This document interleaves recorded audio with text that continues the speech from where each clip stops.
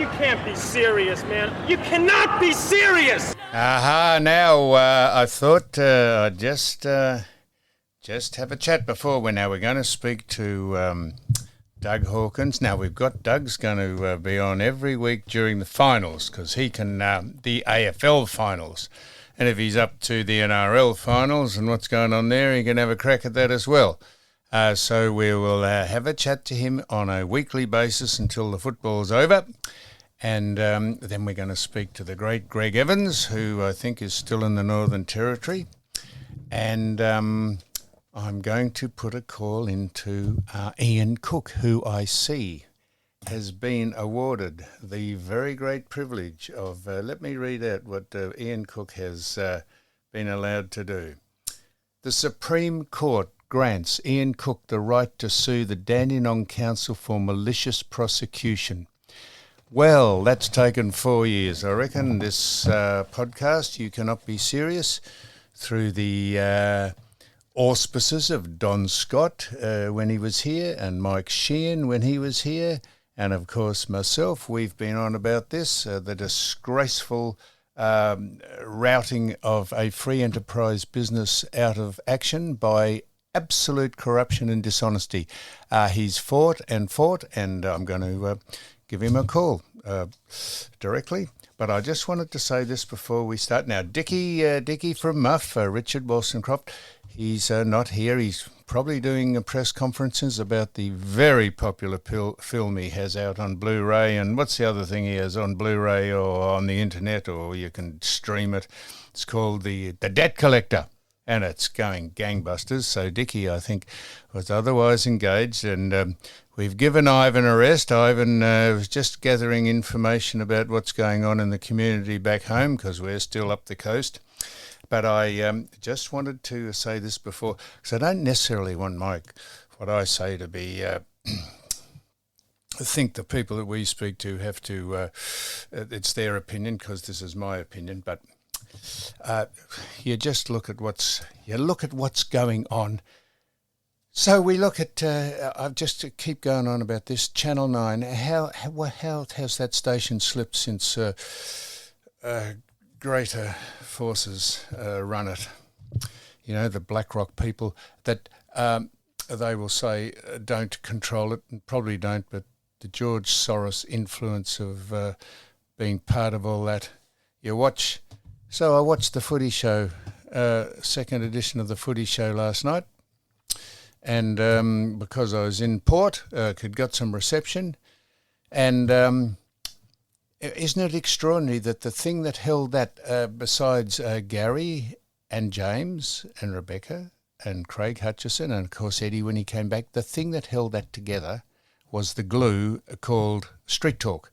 Not one mention of Street Talk in yesterday's episode, which tells you something of where that station's headed. And if you want to see where it's headed, have a look at the disgraceful reporting they do on what they 60 Minutes and probably 9 and in their news bulletins, because they're probably pushed and pulled by overseas influences. What they try and do is, smother you is that they think no one pays attention to what's going on overseas, so they can almost say anything or give it the most slanted and biased account of what they think's going on overseas. They did a hatchet job on Trump last week on 60 Minutes with Fred, his nephew, who got the shits because he was cut out of a will, and then Trump said to Fred, because he's got a disabled son, he said, "Why don't you let him die and move down to Florida?" And Fred said, yeah, it's a pity no one was in the room to hear it. It's a pity no one was in the room to hear that is an absolute lie. Now, seriously. And then his sister came out and said Trump had cut her out of the will. Trump had nothing to do with the will. It was his father's will. So they reported that. And then they go on about the disgraceful nonsense of why doesn't 60 Minutes concentrate on Joe Biden, that defunct, stupid, decrepit old clown, lying on a beach for every day of his life, almost while he's been the president, while the Hamas-Israel war slugs on, goes on and on the verge of a world war, and he's lying on the beach, a lame duck president. A lame duck president. It is. Why wouldn't 60 Minutes or a worthy news organisation, political news organisation, hone in on the fact that this is a disgrace? You've got a man who's just doesn't know what day it is, and he has been knifed in the back by Kamala Harris, who is nothing more, honestly, the false figure of a lying charlatan. Shameless in her plagiarism. She's adopted almost every policy that Trump has announced in his policy speeches. She is a vacuous, feckless clown. And why 60 Minutes wouldn't do a bit of a hit piece on where they're headed when Joe Biden and all the Democrats and all the spokespeople for the Democrats, when they say they've told Iran, if Iran attacks Israel, Joe Biden says, his only word he said is don't. What sort of response is that from those stupid people? They have no talent. She has no talent, no ability. She couldn't run a hamburger stand. And all they do is bang on about abortion. So they hone in on Trump. Incidentally, I agree that a woman should be allowed to have an abortion, absolutely. But the Republicans say, well, everyone has a right to life. And Trump says, they said, Trump's against abortion. He said, Trump's not against abortion. They just lie and they misrepresent everything that person says. Trump said he'll leave it to the states. Are these 52 states, is there, in America? I don't know. He said we'll leave it to them. If they say abortion's all right, abortion's all right. But they misrepresent that, and Channel 9 misrepresent that through the absolute biased, disgraceful commentary they give on the political situation going on in America. And then you've got so how has the attempted assassination on Trump petered out? There's more chat about someone being slapped at the Logies, Chris Rock getting belted by someone at the Logies. That went on longer than, and Jesse Smollett, who feigned a racist attack was just trying to pump up his own stocks. What about the disgraceful implication of the Democratic Party through third and fourth hands about trying to assassinate Trump? They've found that the boy, Crooks, who shot him, not only has he got high-tech explosive instruments and incendiaries and high-tech weapons, where would he get them from? Where would a 20-year-old boy get them from?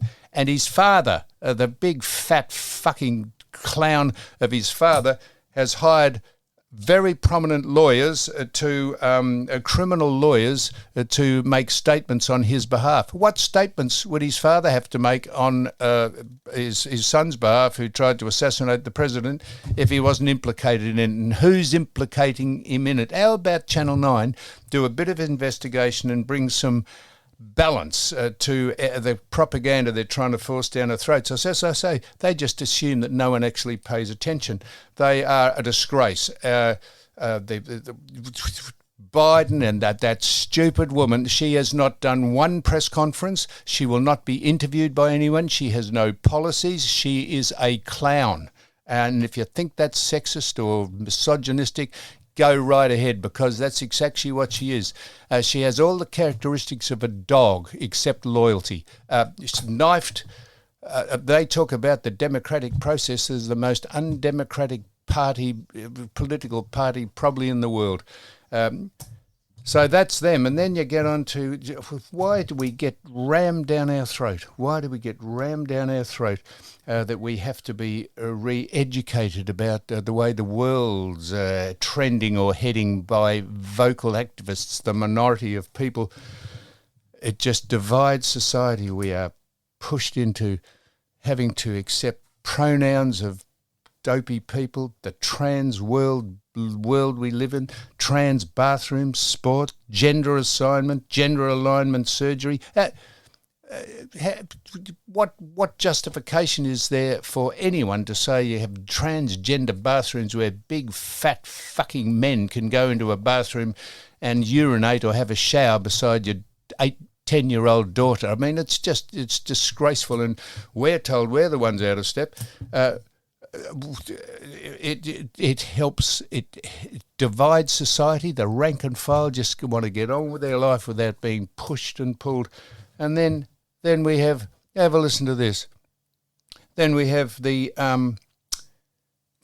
Canberra hospital. Now have a listen to this. A Canberra hospital has decided, this is apartheid at its best, have decided to have a Aboriginal only menu in the hospital and an Aboriginal only dining room. What? You can't make that stuff up. And we did a referendum, a yes/no vote. Cost us $1 billion to run a yes/no vote, and everyone said no. We all just want to be one people under one flag. We might have a National Unity Day, which replaces Australia Day. That'd be good. They say always was and always will be the Aboriginal people. Well, that's fine. What about it always is Oz and always will be Australia? That's who we are. We are all one people. And you keep speaking about race, and if you keep speaking about race, you'll find racism keeps bubbling along. As I say, who decides? And then we have the welcome to country. Gradually, this is being pushed back because people realise it's a furphy and a hoax. It is. And then to cap it all off, you'll love this. As I say, you can't make this up. So you can't make this up. So then to cap it off the pandering, genuinely mediocre, slobbering suck-ups, having endured the corrupt Andrews state government, now who invested billions in the Commonwealth Games and then cancelled them, are now through the agency of, I suppose, the Australian government, now trying to bid for the gay games. This is nothing. If gay people want to take part in the Olympics or the Commonwealth Games, they're very welcome. No one gives us stuff if they're gay or not. But we've spent, Andrews said that it cost $7 billion. That's why he stopped the Commonwealth Games. But oh no, we're now going to shovel money into a second-tier sport, which is the gay games. Nothing to do with people who are gay at all. It is just not, if the main tier sports are the Olympics, and the main tier sports, if you like, in the Commonwealth are the Commonwealth Games, they can join in and be part of the Commonwealth Games. Let's hope every athlete who participates in the Commonwealth Games or the Olympic Games are gay. That'd solve all the problems. But to sink the public's money into crap like this, it's unbelievable. And then finally, if Channel 9 did anything to try and be fair and balanced, Mark Zuckerberg has just come out and said that the Biden-Harris government forced him not to give the facts about the COVID pandemic because it was Big Pharma's way of supporting and propping up the Democrats. He's just come out and said that, the man who ran Facebook and Twitter. You can't make that up. He's just come out and said if he had it over again, he wouldn't take any notice of them. They suppress all the facts. They suppress the Hunter laptop, if you don't know what that is. They suppress the Russian collusion. And Channel 9, if they could possibly be fair and balanced, and if you think the hands of America is in safe hands, if you anoint as the president the most ridiculously stupid, untalented, unqualified clown of a woman who all can do is cackle away to every press conference, won't sit down with anyone, won't debate Trump, wanted to debate Trump and then wanted to change the rules because she is just trying to get out of it.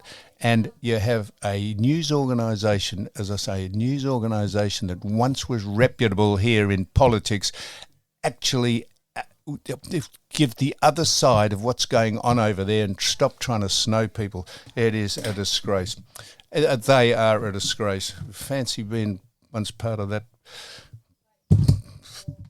Jesus. So now I'm going to put a call into Ian Cook because we have been. I'm going to just see if I can get him to answer this phone. Here we go. I'll just see if I can do this. I'm just working without a safety net because Suzanne has gone. So let's see if we can get him to answer this. I'm just putting a call into him now. G'day, Sam. Now, can you hear me? I can hear you. Thank heavens. Now, Ian, I was greeted with the news last night that I saw you have finally been vindicated. I just read this out earlier. You've finally been vindicated. The Supreme Court grants Ian Cook the right to sue Dandenong Council for malicious prosecution.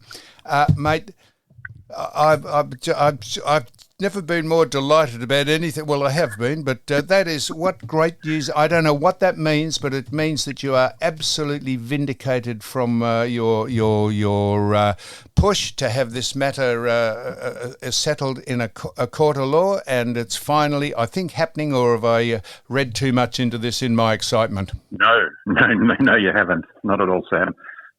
Yesterday was, it was a big win for us. You've got to think, this council, through everything, this was, they bet everything they could at this, and they lost. And when you think about it, they're spending millions trying to kill off the truth. It's quite extraordinary. And you're right.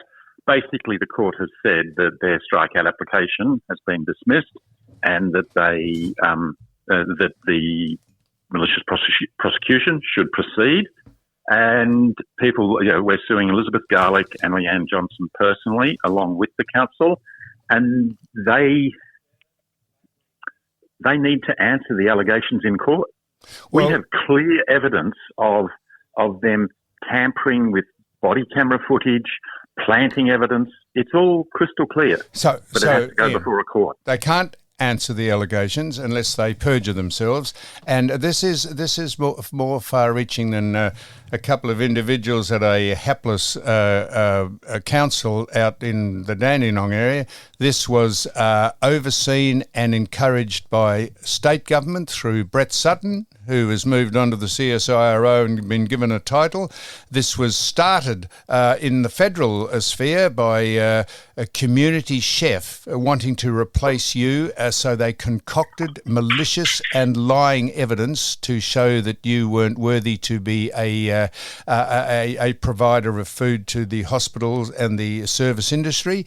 And this filtered right down from the top of the Labor movement in Canberra, down through the state, the disgraceful actions of the Andrews government, and finally their acolytes in the Dandenong Council. And I hope that we said that you should get 50 million out of this. You probably won't get 50 million out of the council, but if someone says that you are worth 50 million for the hardship and the suffering that you've had to buy an absolute concocted piece of crap to get a free enterprise company off the scene in favour of the most corrupt and dishonest Andrews government you'd ever see, mate, surely they'll have to co-opt the other two government arms into it.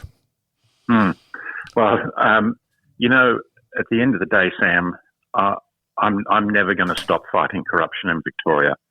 It's been a really difficult 5 years for 41 employees and family, and you just say, you know what, you can't walk away from this.